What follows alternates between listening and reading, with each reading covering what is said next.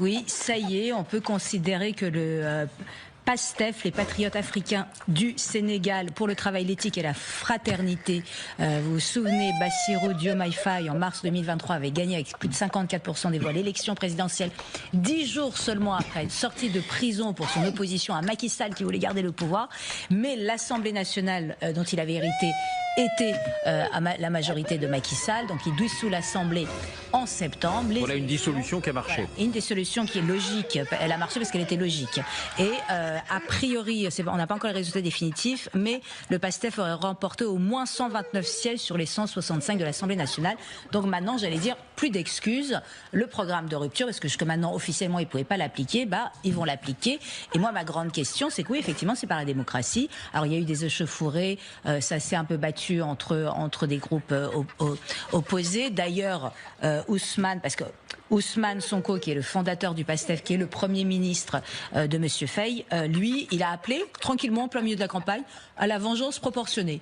C'est-à-dire, tu t'es fait taper par l'opposition, et tu tapes pareil en face. Non, mais c'est complètement délirant. Donc voilà le problème, que je commencerai par ça, c'est que Ousmane Sonko, son problème, c'est que pour l'instant, alors vous allez me dire, à leur décharge, ils n'ont pas encore pu appliquer, ils n'avaient pas l'Assemblée.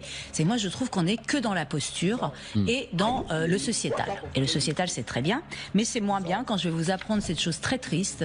Il n'y a plus de laïcité au Sénégal. Tout un programme économique aussi, alors, par ailleurs. Justement, parlons-en de ce programme économique qui s'appelle Sénégal 2050.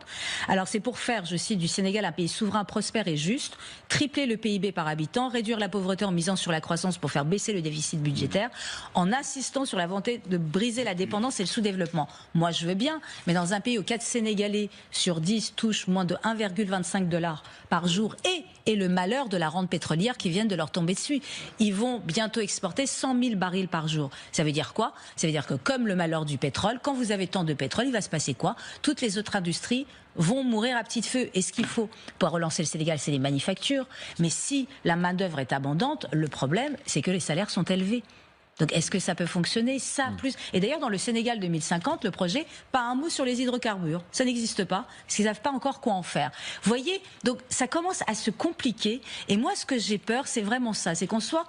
Parce qu'ils changent des choses. Moi, je trouve ça malin. Ils ne distribuent pas de nourriture et de billets à leurs militants pendant les meetings. Non, non. Ils demandent aux militants, tous les meetings qu'ils ont faits étaient payants, pour responsabiliser le citoyen en disant non, tu veux le changement au Sénégal, tu t'investis. Et quoi de mieux que s'investir par le porte-monnaie? Ça, par exemple, je trouve ça extrêmement positif. Mais si derrière, ça va juste consister à dire on va faire tout le contraire de la France d'un point de vue sociétal, mais pour le reste, on va profiter du pognon qui va rentrer avec le pétrole, il n'y aura pas d'industrie, pas de manufacture, et les problèmes resteront les mêmes.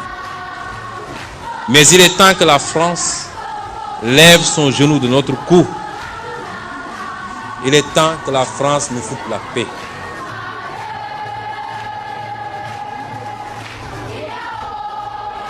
Nous